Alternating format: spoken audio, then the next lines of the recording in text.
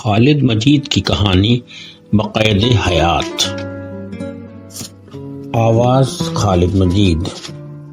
200 गज से ज्यादा चौड़ा चकला साफ सुथरा सहन और सहन की पुष्ट पर पूरी चौड़ाई समेटे 5 मेहराबों वाला बरामदा।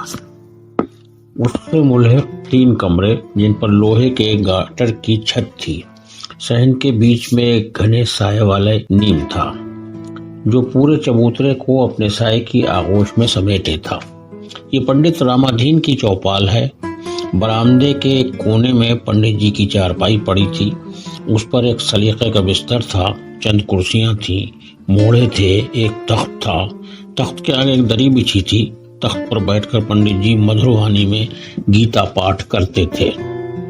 पंडित जी का मामूल था वो तड़के उठते, स्नान करते, ध्यान लगाते, फिर हल्का सा नाश्ता लेते और फिर गीता लेकर बैठ जाते और इस तरह मुताला करते जैसे तालिब इल्मों को पढ़ा रहे हैं। तख्त के नीचे बिछी दरी उन्हें कुछ इस तरह का एहसास दिलाती जैसे वहां कुछ लोग ध्यान मग्न उनकी वाणी का आनंद ले रहे हैं। उनके 2 घंटों के मुताले में कभी कभी गांव के लोग भी आ बैठते। पंडित जी का गुमान था कि इस मुताले के वक्त देवी देवता 7वें लोक से पृथ्वी पर आते हैं और इस मुताले में शामिल होते हैं और चरिंद परिंद भी इससे फायदा उठाते हैं। उनकी इस बुलंद आवाज को आसपास के लोग भी सुनते और खुश होते थे। सहन से बाईं तरफ एक और छोटा सा हिस्सा टीन और फूस के छप्पर से पाटा गया था। उसमें 2 भैंस, 2 बैल, 1 गाय के अलावा लिचरे बंधे रहते थे। ये सुबह से ही अपने मज़ारों के जरिए सानी पानी, दूध, दही और चोकर खली से फारिग हो जाते। गीता मुताले के वक्त उनकी खामोशी पंडित जी के लिए बायस तसल्ली होती और उन्हें अपने गुमान को हौसला देती कि गीता पाठ को सभी मंत्र मुग्ध होकर सुनते हैं। मुताले के बाद वो सबसे पहले अपनी गाय मुस्कान के ऊपर हाथ फेरते और उनके लिचरों को भी प्यार करते। और अब बारी आती है पुराने सोफे की, 2 कुर्सियों की, 4 मूंढों की और 2 एक प्लास्टिक की कुर्सियों की, जिन पर उनके हम असर दोस्त एक एक कर आते हैं और बैठते जाते हैं। पंडित जी उनसे मुखातिब होते और उनके सलाम का जवाब देते, खैरियत पूछते। तब तक महाराजन चंपा चाय ले आती। थोड़ी बहुत देर की खामोशी के बाद कभी कभी बातचीत का सिलसिला हुस्न अखलाक, खुलूस व मोहब्बत, हमदर्दियों, सिला रहमी, रवादारियों, दयानतदारी के वाक़यात से शुरू होता और बदलते वक्त की तरजीहात और अपनों के सुलूक पर आकर ठहर जाता। खामोशी और अफसुर्दगी चेहरे पर पढ़ी जा सकती थी।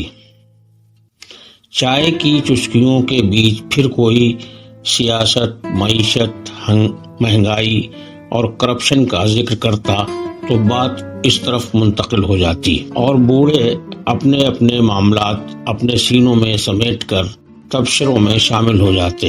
इन बूढ़ों में पंडित रामाधीन की तरह सब पेंशनर और रिटायर्ड गवर्नमेंट एम्प्लॉई हैं। पंडित जी जूनियर हाई स्कूल के टीचर थे, 20 साल से पेंशन ले रहे थे। सबसे सरल और मुनकसरुल मिजाज, बातचीत में नरमी और सिला रहमी उनके मिजाज का हिस्सा थी। बिशंबर बाबू भी पंडित जी की तरह सीधे सच्चे इंसान थे। वो पंडित जी के 4-5 साल बाद रिटायर हुए थे। वो उनके साथ कई स्कूलों में रहे थे। अपनी मेहनती और कशमकश भरी जिंदगी में उन्होंने हमेशा पंडित जी के मशवरों का फायदा उठाया और उनके एहतराम में या किसी के भी एहतराम में कभी कमी नहीं आने दी। रामविलास पोस्टमास्टर जो 4 साल से रिटायर होकर इस मंडली का हिस्सा बने हैं, सीधे साधे हंसमुख मिजाज के मालिक हैं। बड़ी सादगी और इनकिसारी के साथ रहते हैं। सदाकत पसंद मिजाज की वजह से कभी कभी रामदयाल लेखपाल से उलझ जाते हैं। गुफ्तगू बहस में बदल जाती है और फिर बरहमी पर आकर खत्म होती है।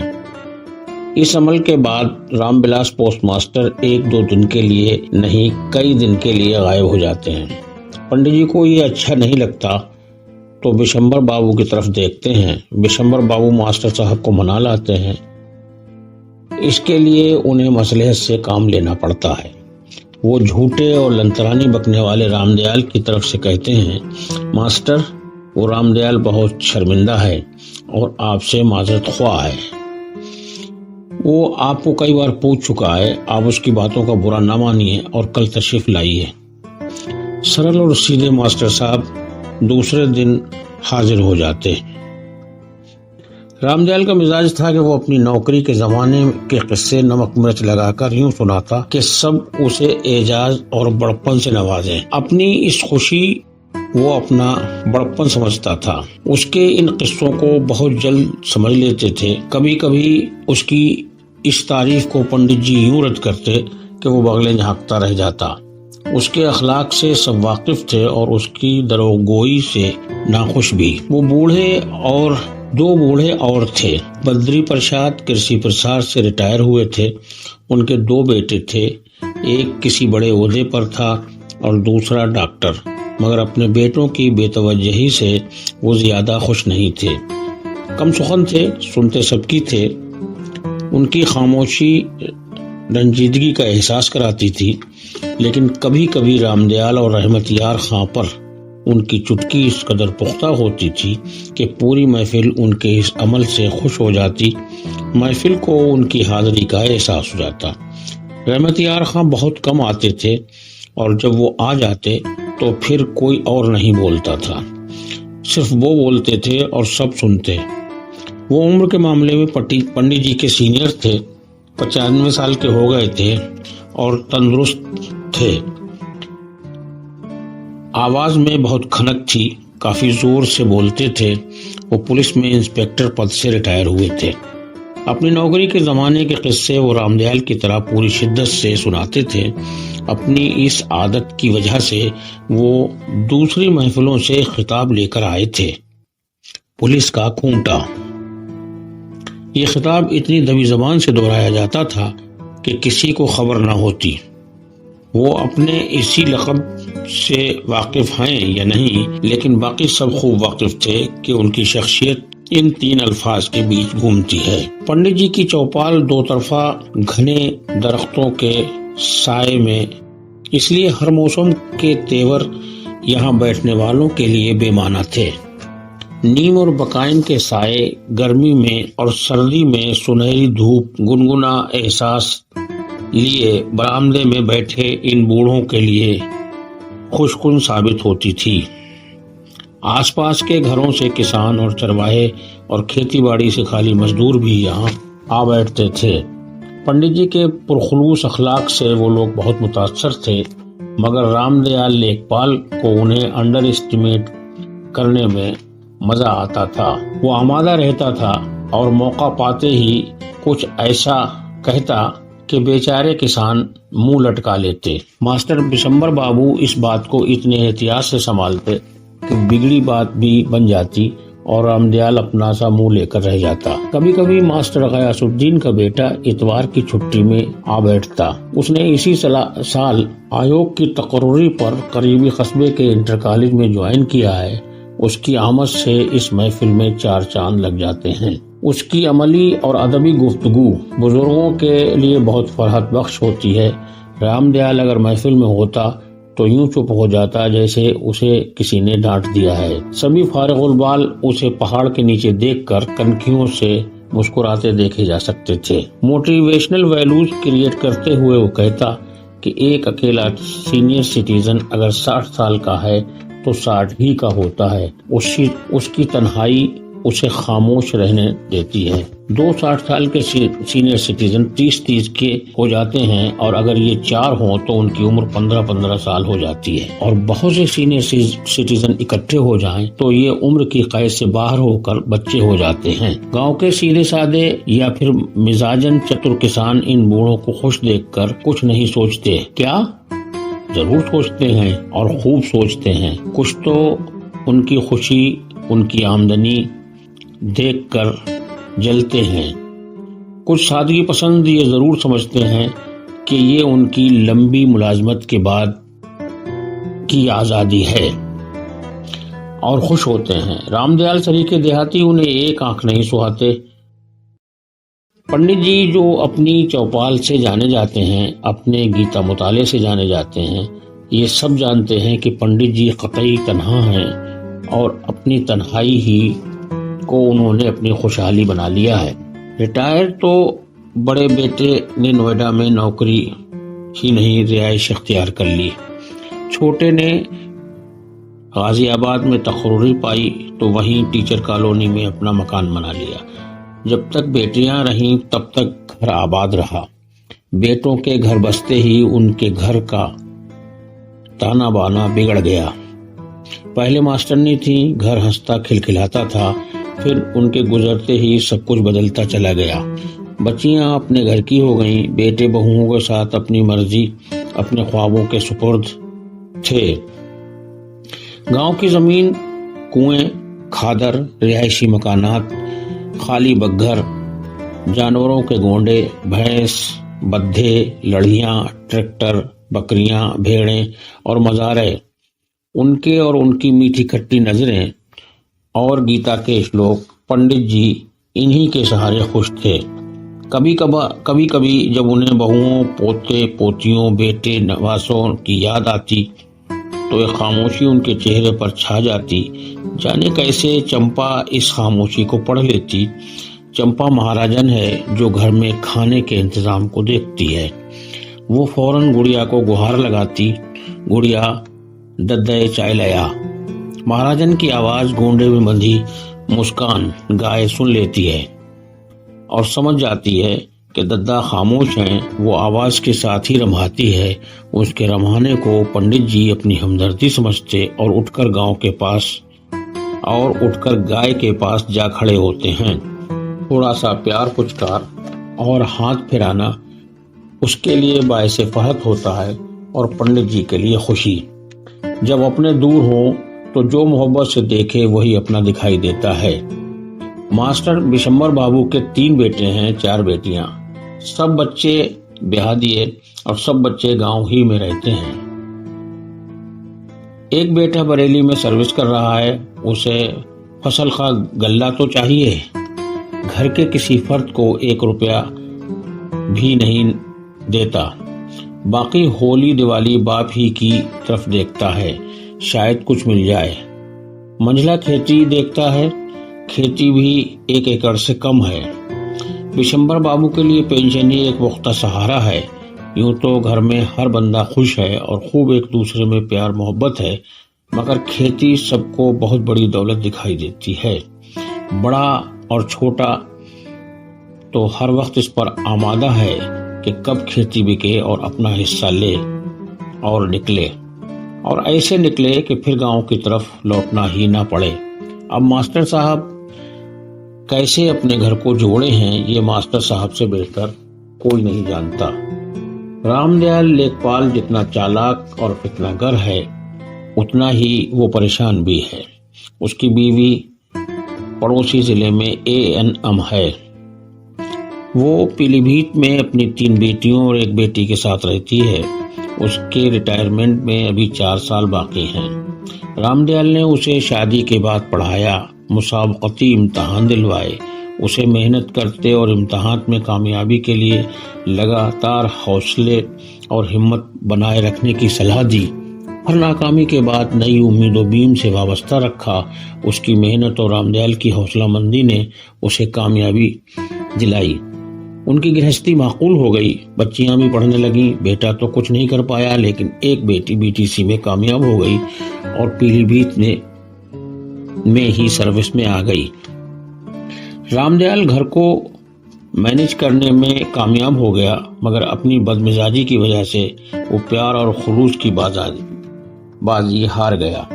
बीवी और बच्चों का सलूक उसके साथ बेहतर नहीं था, इसलिए वो तन्हा गांव में रहता था और उसके बच्चे शायद ही कभी उससे मिलने आते, मगर कभी कभी वो जरूर पीलीभीत चला जाता। हफ्ते हशरे के बाद वो वापस गांव आता। 2-4 दिन वो ऐसी रोनी सूरत बनाए घूमता कि पंचायत में उसे रिटायर साथी चिढ़ाते तो वो बुरी सी सूरत बना लेता। खामोश और कम सुखन बद्री प्रसाद कृषि प्रसार से फारिग हुए थे। बच्चे खूब कमा रहे थे, खूब खुश थे, मगर बद्री प्रसाद के लिए उनके बंगलों में झूठ मूठ को भी जगह नहीं थी। बड़े बेटे ने अपने बेटे को शानदार शोरूम खुलवाया था, माकूल कारोबार था, मगर बच्चे इतना भी ध्यान नहीं देते कि दादा को देखकर खुश हो जाएं। बद्री प्रसाद ने अपने बच्चों को दुकान और शोरूम के लिए खातिरख्वाह रकमें दी थी, मगर अब जब उनके कारोबार चमक रहे थे, उनकी तरफ न कोई देखता था, न ही उनके बेटे किसी मशवरे में या मामले में उन्हें शामिल करते थे। हारकर उन्होंने खुद को बेखुदी में डाल लिया था और उनकी बीवी अपने खुशहाल दिनों में बनाए एक मकान में मुंतकिल हो गए थे। सदर बाजार में अपनी किराए की 4 दुकानों और 2 मकानों और 5 एकड़ जमीन के अलावा पेंशन की रकम पर शान से जिंदगी जी रहे थे। कम सुखन और कम गो होने के बावजूद वो रहम दिल और गरीब परवर थे।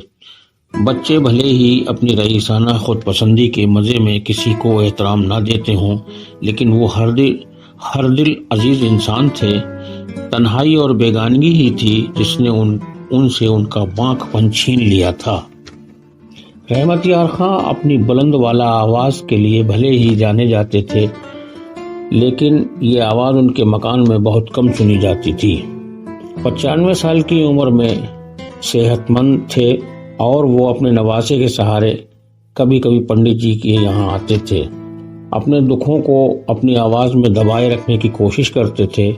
उनकी एक बेटी थी, उसकी शादी उन्होंने एक खेती और नौकरी वाले दामाद से की थी, शायद ये सोच करके उनकी अपनी खेती और दामाद की खेती की देखभाल वो बाखूबी करेंगे।